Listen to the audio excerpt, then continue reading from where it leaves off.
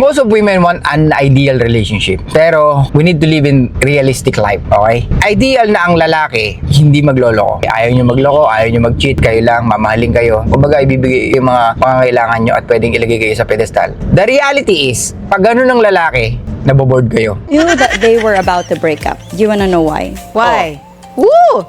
Hot tea. They had this video in the past wherein Ellen surprised Derek. He was sleeping and then ginulat. Anong typical reaction ng gulat? Diba? Yung iba, syempre nagagalit kasi bagong gising. But one thing that I remember from that video is I think either unintentionally or intentionally, namura niya si Ellen dun sa video na yon. And so, when I saw that, I was like, oh, nagulat ako kasi unang-una, if a husband cursing the wife, for me, this is a personal take, it is a red flag. Yeah. Second is, imagine cursing the woman who gave birth to your child. That Miss B, OA ang pag-iisip mo. Hindi totoo yan. Anong kinalaman ng pagpapanganak niya sa pagbumura ng asawa niya? Napakalayo. Hindi mo pwedeng i-connect yun. Gets? Tsaka kanya-kanyang preferences yan ng relationship. Kung ganun sila sa relationship, may magagawa ba tayo? Hindi yun ang ating magiging basehan at hindi yun ang magiging dahilan ng paghihiwalay nila. Maraming reason. Hindi naman sinabi ni Ellen, di ba, na maghihiwalay sila kasi minumura niya ako. Hindi ganun eh. Naghiwalay sila o nakipaghiwalay si Ellen dahil nga daw may mga chicks si Derek. Pero hindi naman about binura. Kaya mahirap maniwalaan yung sinasabi mo kaya sila naghiwalay dahil kine-curse ni Derek si Ellen. Malabong malabo. Doon na lang, Miss B, paano kung minumura ni Derek si Ellen habang nagsisex sila? Ang inakahayip ka, ang sarap mo. Something like that, di ba? Hayip ko. Ang kulit mo, ha? Ito sa'yo, bad girl ka, ha? Oh, kine-curse niya ba yon? I don't think na kine-curse niya yon. I think expression lang ni Derek yon, di ba? Kaya sabi ko sa inyo, mga ropa, lupitan nyo sa game nyo. Kasi pag ganito yung mga natagpuan yung babae na talagang lahat binibigyan ng ng meaning, then wala, ikaw tong si tanga na paliwanag ka ng paliwanag. Anyway, sa panahon ngayon, kailangan magpaliwanag eh. Lagi, lalo na pag nag-post ka. Uy, para kanino yun? Uy, sino pinaparinggan mo? Uy, ba't ka nagpo-post ng ganun? Uy, anong problema mo? Putang ina, bakit nag-post lang naman ako? Nag-share lang naman ako. Ano sinasabi nito? Kailangan mo magpaliwanag. Tapos, pag medyo controversial yung iano mo, pinost mo, o shinare mo, pwede ka makancel. Di ba? Kaya mga ropa, ulitin ko, lupitan natin sa game. Kasi, like I said, pag ganito mga babae mag-isip, mahirapan tayo. Coach B, you are a coach. Medyo laliman pa natin ng konting paliwanag at pag-iisip. Yung pinapaliwanag. Dahil lang doon maghiwalay, I don't fucking think so. Maraming reason kung bakit. Pero it's not about cursing a woman. And walang kinalaman yung pagpapanganak sa pagmumura ng Derek. Let's say, sabihin na natin, nag-away sila nung gabi. Oh, since nag-away sila nung gabi, bad trip si Derek. So, tulog pa siya, di ba? O tapos, gusto ni Ellen, magkabati na sila. So, ginulat niya si Derek habang natutulog. Maybe, yun yung reason niya para i-break niya yung father ni Derek. Hindi para busitin si Derek. Di ba? And of course, bad trip siya nung gabi. O, ginulat siya, ginising siya eh. Yun na expression niya. So, it's not cursing. Di ba? Buti nila sinabi mo, personal take mo yan, pero we don't fucking believe. Hindi kami maniniwala sa ganyan. Hindi dahil kinakampihan ko si Derek, hindi dahil kinakampihan namin si Derek, pero hindi ako maniniwala sa ganyan. You can use yung PI or yung pagmumura with anything. Di ba? Pag bad trip ka, pag masaya ka, pag nasasarapan ka. Kumaga, wag tayong selective na dahil namura niya si Ellen ng ganun. Magkakaiwalay na sila. Hindi ganun. Kaya mga ropa, laliman pa natin ang ating kaalaman pagdating sa mga ganitong bagay. Kasi may mga tao talaga mababaw mag-isip. Darating yung point na you need to explain things para maintindihan ng mga tao nasa paligid mo. Pero hindi mo naman talaga kailangan palagi mag-explain. Pero sometimes, they need to learn from you Di ba? Madaming tao mababaw ngayon. Kaya dapat talaga nakikita mo yung context ng pag-uusap para at least alam mo kung paano sumabat. Di ba?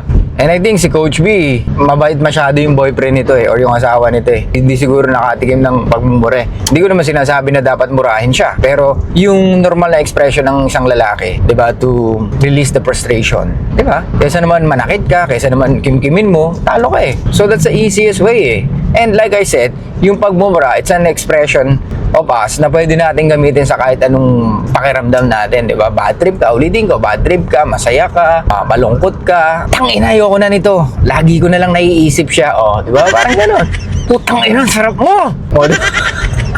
Huwag nating OA yan. Okay? Huwag OA. Para at least masaya ang relationship. Nag-asawa ka di ba? Asawa mo yan. So, ibig sabihin, kinilala mo. Ngayon, kung hindi mo na kinilala ng husto, then yun ang mali mo. Di ba? Hindi mo alam na ma-open ka pala pag nagbura ang isang tao, then you need to find a person na talaga hindi marunong magmura. Pero I don't think na may mga taong hindi marunong magmura. Di ba? Once na adult ka na, bata ka pa nga lang, natututo ka na magmura eh. So, walang kinalaman yung pagmumura sa paghihiwalay nila. Kaya malabo yung sinasabi ni Coach B. Naghiwalay sila dahil sa maraming rason, hindi sa pagmumura ni Derek. Okay?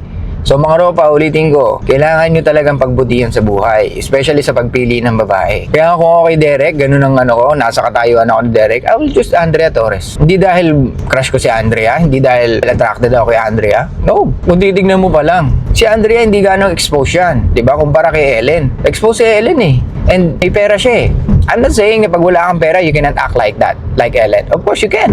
Most of women can. Diba? What I'm trying to say here is, Ellen versus Andrea, sino mas madali pasunurin? Diba si Andrea? And si Andrea, if I'm not mistaken, nakatira dati sa bahay niya rin or sa isang bahay niya. Kung di ako nagkakamali. Ang ginawa niya, iniwanan niya si Andrea because of Ellen. Pero ang dapat sisihin nila dyan, si Jan Estrada. Tangina naman kasi, dapat di na tayo nag-golf eh. Tuloy na pala ako eh. Diba? Sakit sa ulo yan, men. Una-una kahit di kayo kasal eh. Masakit pa rin sa ulo yan eh. Eto si Derek, nagpayo-payo pa doon na dapat asagarin nyo muna yung sarili nyo, pagsawain nyo muna yung sarili nyo, kung di nyo pa talaga kaya. Alam mo yun, kahit 40s na and above, okay lang yan. Kasi lalaki ka naman, totoo naman, di ba? Tsaka ka na mag-asawa. Kumbaga magsawa ka na. Putang ina, tapos may side chick ka pala. Eto mga ropa, ladies at sa mga ropa ko, most of women want an ideal relationship. Pero we need to live in realistic life, okay? Ideal na ang lalaki, hindi magloloko, okay? Ayaw nyo magloko, ayaw nyo mag-cheat, kayo lang, mamahalin kayo. Talagang kayo lang. Kumbaga, ibibigay yung mga pangangailangan nyo at pwedeng ilagay kayo sa pedestal. The reality is, pag ganun ng lalaki, naboboard kayo, inaayawan nyo. Pero yung ideal sa inyo is ganung lalaki. Pero in reality, ayaw nyo ng ganung lalaki. Okay, ulitin ko. Maganda to mga ropa, pakinggan nyo mabuti. Yung ideal na lalaki na hinahanap ng mga babae is yung lalaki na talagang may pera, gwapo, matangkad, at loyal. The reality is, pag natagpuan nila yung ganung lalaki, mabilis silang ma-board. Okay?